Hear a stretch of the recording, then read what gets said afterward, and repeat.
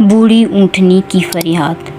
نبی محمد صلی اللہ علیہ وآلہ وسلم اور جانوروں پر رحم کا ایک سچا واقعہ۔ ایک دن نبی کریم محمد صلی اللہ علیہ وآلہ وسلم اپنے صحابہ کے ساتھ سفر پر تھے۔ راستے میں ایک باغ کے پاس سے گزر ہوا۔ اچانک نبی محمد صلی اللہ علیہ وآلہ وسلم کا چہرہ سنجیدہ ہو گیا، جیسے کسی کی آواز سن لی ہو۔ انہوں نے صحابہ سے فرمایا، اس باغ میں ایک مظلوم کی فریاد سنائی دی ہے۔ صحابہ حیران ہوئے، یا رسول اللہ، یہاں تو کوئی نہیں بول رہا۔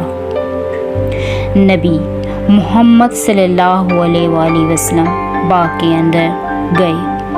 وہاں ایک بوڑھی اونٹنی بندھی ہوئی تھی، جس کا جسم کمزوری سے کانپ رہا تھا، آنکھوں سے آنسو ٹپک رہے تھے۔ نبی محمد صلی اللہ علیہ وآلہ وسلم اس کے قریب گئے، اس کے سر پر ہاتھ پھیرا اور فرمایا، اس نے مجھ سے شکایت کی ہے کہ اس کا مالک اسے کھانا نہیں دیتا اور حد سے زیادہ بوجھ ڈالتا ہے۔ نبی پاک محمد صلی اللہ علیہ وآلہ وسلم صحابہ سے فرمایا کہ اس اونٹنی کے مالک کو بلاؤ۔ تھوڑی دیر بعد اونٹنی کا مالک آیا۔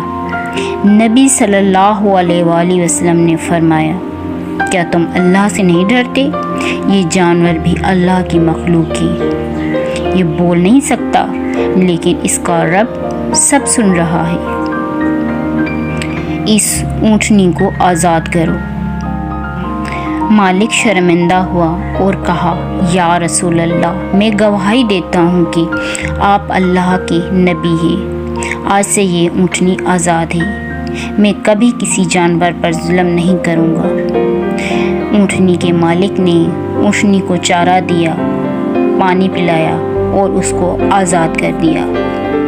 پھر نبی محمد صلی اللہ علیہ وآلہ وسلم نے صحابہ سے فرمایا، جانور کو کبھی حد سے زیادہ بوجھ نہ دو، اور جب وہ بھوکے ہوں تو اللہ کا خوف کرو، کیونکہ وہ زبان سے کچھ نہیں کہتے، لیکن اللہ کے دربار میں شکایت پہنچ جاتی ہے۔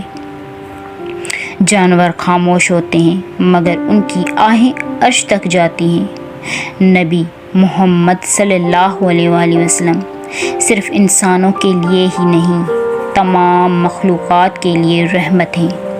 ایک مومن وہی ہے جو کمزور پر رحم کرے، چاہے وہ انسان ہو یا جانور۔ تو جی بتائیے گا کہ یہ آپ کو واقعہ کیسا لگا، اور اچھا لگے تو چینل کو لائک اور سبسکرائب